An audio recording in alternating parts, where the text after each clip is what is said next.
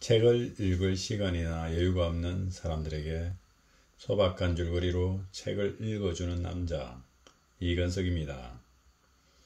오늘 읽어드릴 책은 최진석 작가님의 탁월한 사유의 시선입니다.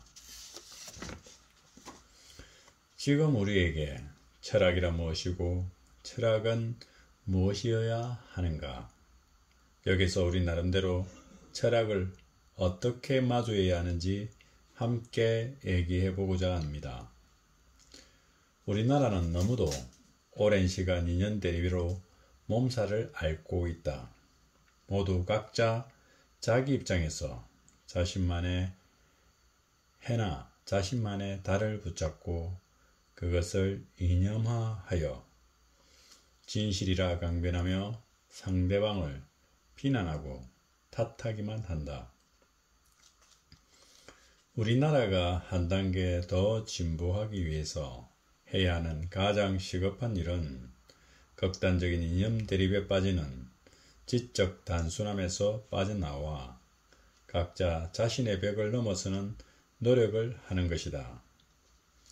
이 책을 쓴 이유가 과거나 외부의 것을 답습하기만 하는 훈고적 사고, 우리 사회의 오래된 정체, 기존의 틀 안에서 갇혀 옴짝달싹 못하고 있는 작금의 상황에 대한 답답함, 그로 인해 발생하는 사회적 손실이 너무나 걱정되었기 때문이다. 여기 한 단계 상승은 선진국 차원으로 한 단계 상승하는 일이다. 이 상승은 철학적, 지성적, 문화적, 예술적 차원으로 상승한다는 것이다. 여기서 철학적 시선을 갖는다는 의미가 주제이자 핵심이며 철학적인 높이의 시선이야말로 나와 사회를 한 단계 상승시킬 수 있다. 철학도들이 철학을 심층적으로 공부하기 위해 유학을 떠난다. 대부분의 강대국들이다. 그러면 강대국들은 똑같은 지위를 가지고 있는가의 질문에 나의 대답은 철학은 그 내용 자체로 규정된다기보다는 사유적, 살아있는 활동이기 때문이다. 예를 들어 전쟁에서 나라마다 각기 다른 내용의 전략을 사용하더라도 전략을 행사할 수 있는 동일한 높이의 시선을 가지고 있다는 사실이 중요하다. 여기서 내용이 전술이라면 시선은 전략이다. 강대국들은 근본적으로 철학적 수준에서 사유할 수 있는 능력을 가지고 있다는 것이다. 이는 전략적 차원에서 움직인다고 하고, 그렇지 못한 후진국들은 그들의 움직임에 종속적으로 반응하는 삶을 살 수밖에 없다. 철학을 수입한다는 말은 꼭 생각을 수입한다는 말과 같다.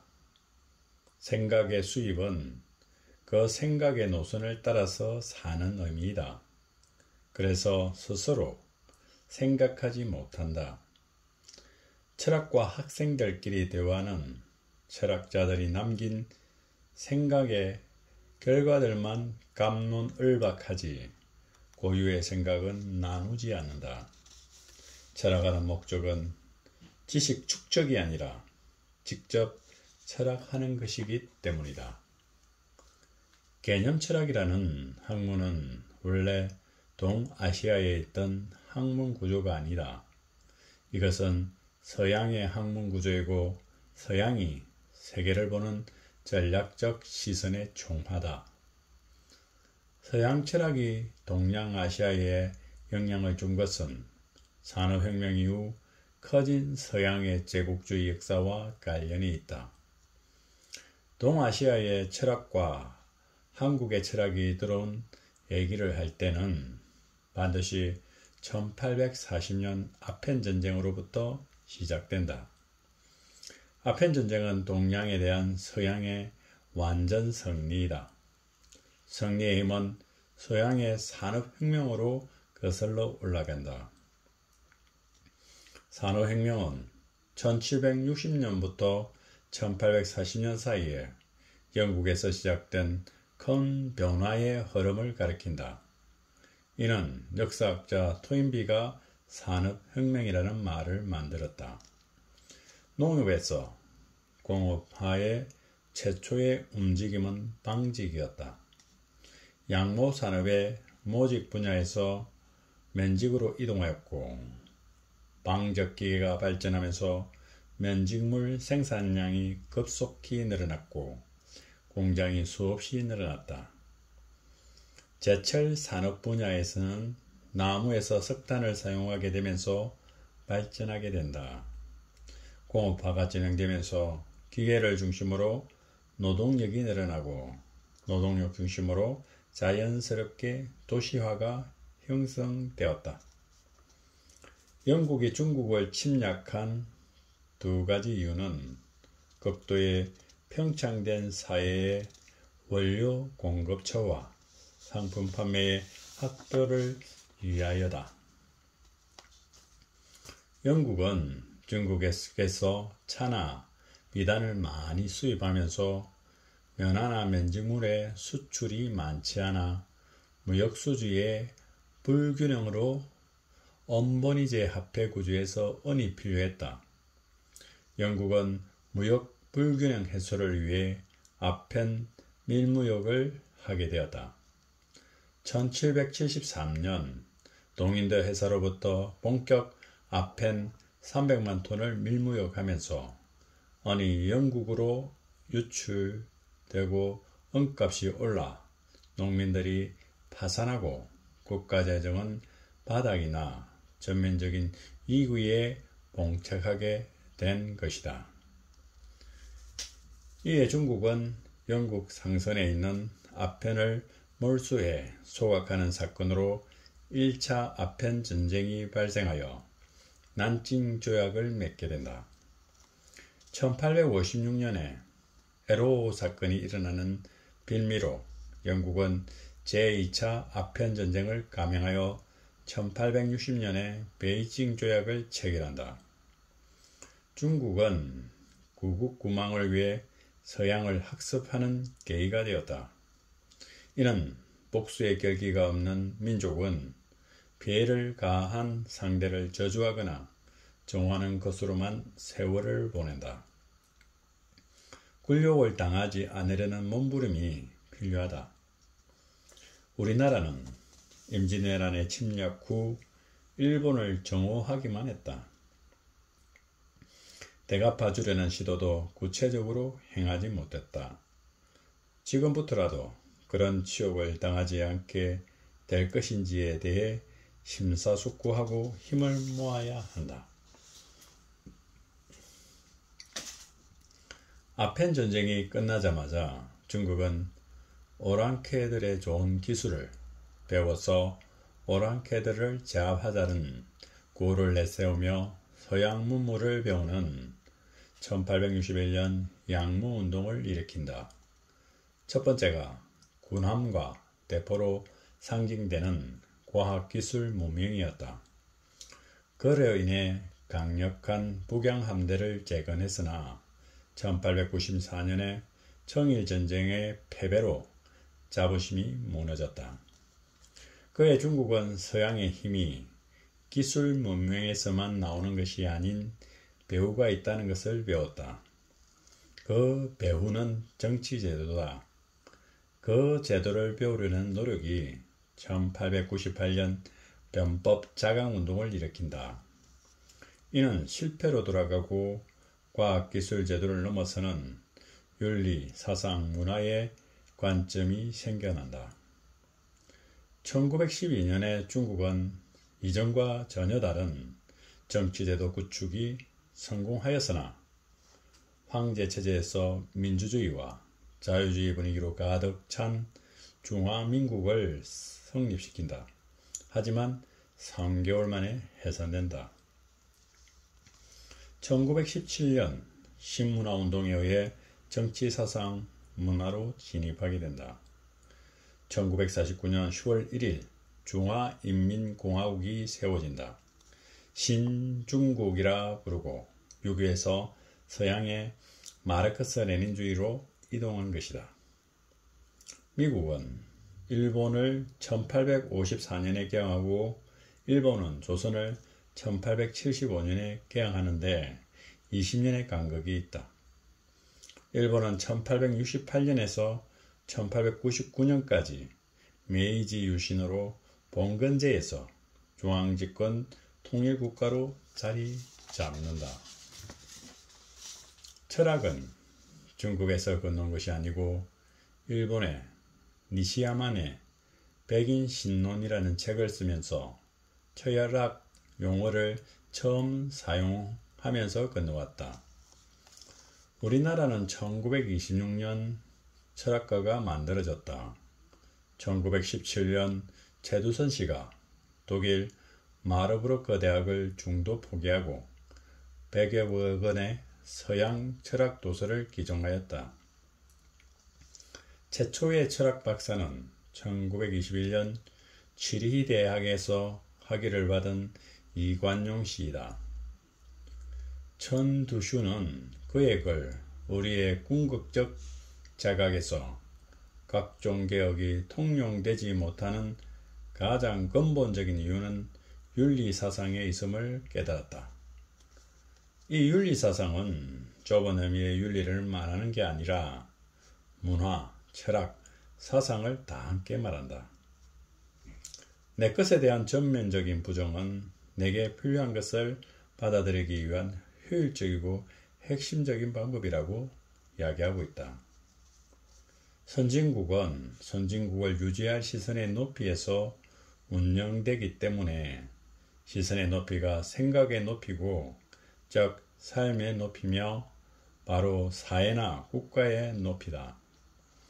그렇기 때문에 후진국이 선진국으로 올라서기가 어렵다. 기존 시선을 교체하는 것이 어렵다는 것이다. 앞으로 삼성이 애플을 넘어서 주기를 바라지만 이는 수준 차이 때문이다. 창의적인 회사와 따라하는 회사의 차이다. 삼성은 창의적이고 싶어도 창의적이지 못하는 것이다. 삼성은 이 넘기 어려운 벽을 넘어야 하는 것을 숙명으로 혹은 가업으로 가질 수밖에 없다. 우리들은 아베의 행동이 나쁘다고 이야기하면서 진실은 결국 승리한다의 한계를 뛰어넘지 못하고 할 일을 다한 것처럼 생각한다면 이는 매우 비굴한 대응일 뿐이다. 철학의 시선이란 인간이 지성적인 차원에서 발휘할 수 있는 가장 높은 시선이다. 철학이란 철학자들이 남긴 내용을 숙지하는 것이 아니라 자기가 자기 삶의 객을 철학적인 시선의 높이에서 결정하고 행위하는 것이 그 실천적 영역을 의미한다. 우리가 아는 큰 철학자들 누구도 다른 누군가를 닮기 위해서 살지 않았다. 그들은 모두 자기만의 시선으로 자기처럼만 산 사람들이다. 철학이라는 것의 의미가 탁월한 높이의 시선을 갖는 것이라고 할 때 자기 파괴, 자기 부정의 과정은 그야말로 필수적이다. 자신의 시선과 활동성을 철학적인 높이에서 작동시키는 것이 철학이다. 대부분의 사람들은 일상의 기능적인 관심에 빠져 있는데 거기에서 벗어나 궁금증을 가지면서 시작된다. 자신만의 궁금증과 호기심을 발동시켜라. 독립적인 주체들은 대답하는 일에 빠지지 않고 질문을 시작한다. 대답이란 이미 있는 지식이나 이론을 그대로 내뱉는 것이고 과거다. 그래서 대답은 과거를 따지는 일에 더 몰두한다. 철학은 믿는 것이 아니라 생각하는 것이다. 철학적인 시선은 분명 세상을 바꾸는 힘을 제공한다. 아니면 철학이 세상을 바꾸는 것이 아니라 바뀌는 세계를 철학적 시선이 가장 앞서 포착한다고 말할 수 있다. 철학은 적어도 우리에게 세계의 변화 자체를 인지시키고 거기에 반응하도록 하는 힘을 갖게 한다. 이런 이유로 철학자는 항상 혁명가며 문명의 깃발로 존재한다. 사유를 철학적인 높이에서 작동하는 일은 국가 발전에 큰 힘이 된다. 당연히 선진국은 전략적인 높이에서 활동하는 국가다. 하지만 한국에서 철학은 보편적 세계관이나 원리 등 이론으로 간주해 왔기 때문이다. 우리는 철학 생산국이 아니라 수입국이다. 철학을 수입한다는 것은 생각을 수입한다는 뜻이다. 결국 종속성을 드러낸다. 종속성은 창의적이 못하고 그 결과를 따라 하기만 한다. 따라서 철학적인 이론을 꼭 피우지 못한 다른 나라의 철학 이론으로 자신의 세계를 관리하므로 비효율적인 부분과 효율적인 부분의 간격을 좁히지 못하고 있다. 철학의 지식은 철학이 아니다. 철학은 구체적인 현실과 함께 작동하여야 하는 것이다. 인류가 현재의 불행한 근본 이유는 인의가 부족하고 자비가 부족하고 사랑이 부족하기 때문이다. 인류의 이 정신을 배양하는 것은 오직 문화다. 우리나라가 남의 것을 모방하는 나라가 되지 말고 이런 높고 새로운 문화의 근원이 되고 목표가 되고 모범이 되기를 원한다. 선진국은 말 그대로 앞으로 나아가는 나라, 즉 선도할 수 있는 능력과 힘이 있다. 그런 선도력은 앞으로 끌고 가는 힘이기 때문에 우선적으로 남들보다 앞선 무언가가 있어야 한다. 선진국은 바로 새로운 장르를 만든다는 것이다. 장르를 만들지 못하는 나라는 문화적이지 않다. 예를 들면 자동차의 변화, 직선에서 곡선으로의 변화, 아름답기 때문에 이처럼 장르의 변화를 줄 수 있어야 한다. 또한 박물관과 갤러리에 가서도 재미를 느끼지 못하는 이유가 박물관과 갤러리의 높이와 내 시선의 높이가 일치하지 않기 때문이다. 인간의 동선, 즉 인간이 그리는 무늬를 파악한 다음에 언어의 수사적 기법을 사용해 감동을 생산해내고 그 감동을 매개로 그것을 알게 해주려는 시도가 바로 문학이다. 그것들의 사건들의 유기적 연관을 통해서 그것을 알게 해주려는 부분이 사학이 된다. 세계를 관념으로 포착하여 그 관념들의 유기적 연관을 통해서 알게 해주려는 노력이 바로 철학이다.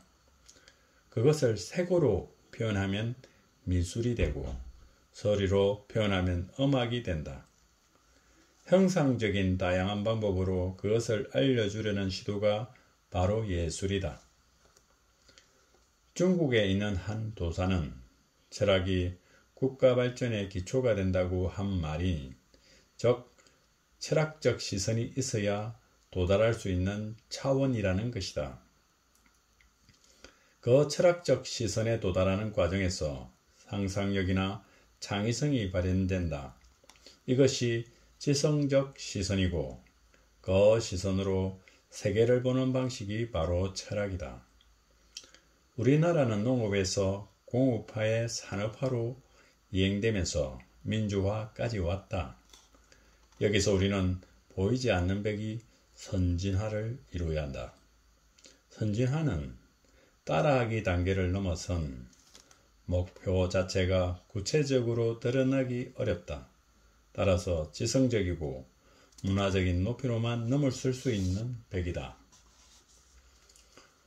우리가 남겨진 철학적 지식들을 습득하는 일은 무엇을 가르치는 손가락을 보고자 함이 아니라 손가락의 지시를 따라 그 물체를 보려는 것이다.